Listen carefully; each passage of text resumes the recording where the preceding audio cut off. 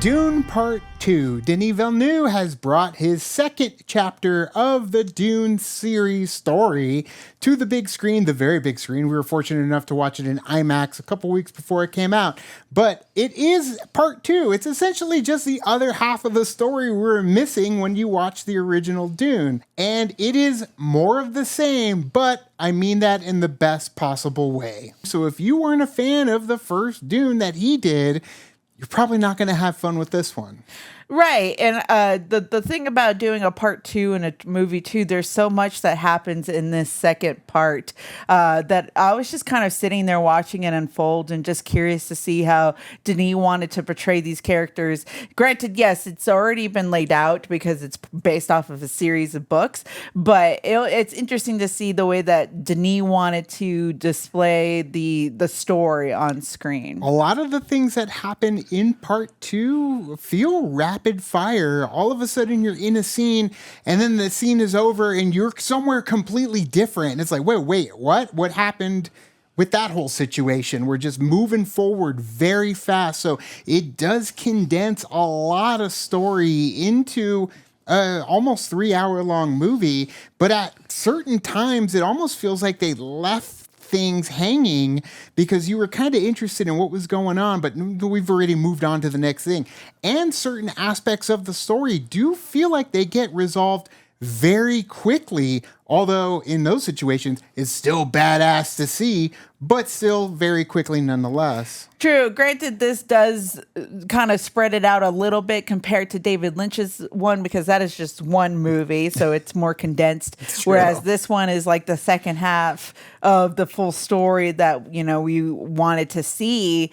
And, stand out. I thought Timothée Chalamet did a great job. I think that he showed a lot of more emotion in this movie. He's very timid in the first movie, finds his way, and obviously here he's a lot more confident in his abilities. And then the Fremen, when it comes to Zendaya, Javier Bardem, they got almost nothing in the first movie. You're getting all Fremen in this one, so you're going to get plenty of them on screen.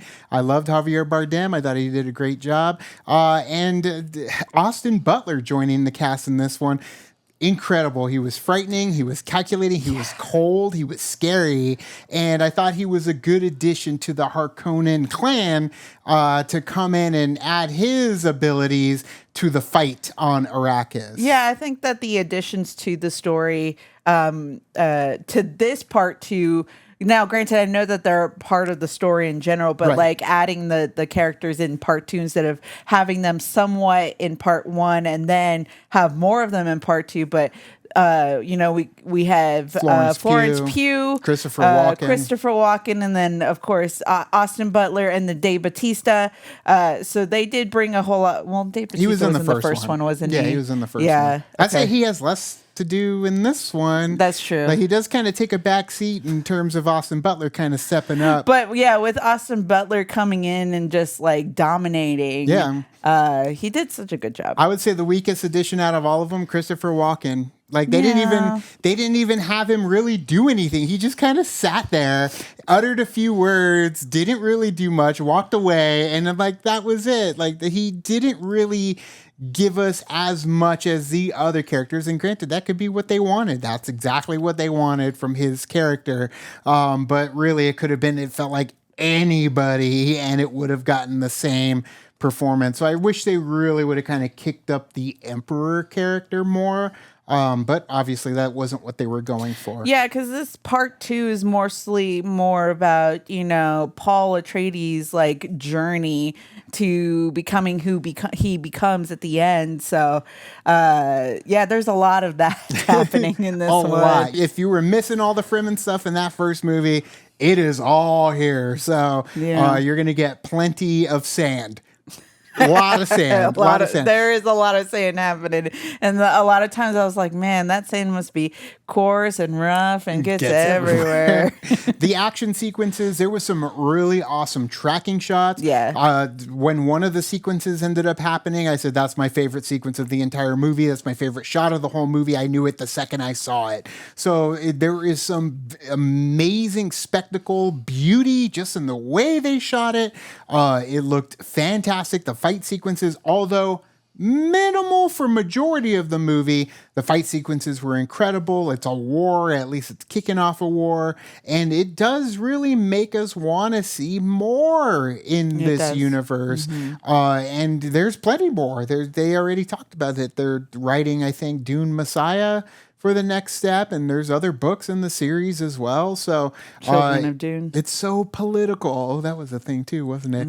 It's so political, and I love it. I wish, funny enough, I wish there was more of that in this one. I think that's why personally I do like part one more, because it did feel like that political backstabbing, front stabbing, all sorts of stabbing. And there's plenty of stabbing in this one. There's a lot of stabbing in this one. But I do feel like the political side of things for me was more interesting in the first part than the second part. But they are a whole movie. You put them together and they fit together. So I can't really judge it based on 1 and 2 because it's a complete story with 1 and 2 together. Right, they're all half of a story that you're watching. It really is. The music was great. Again, Hans Zimmer did such a good job, although there were moments where we could pick up on musical cues that we've heard before, which happens.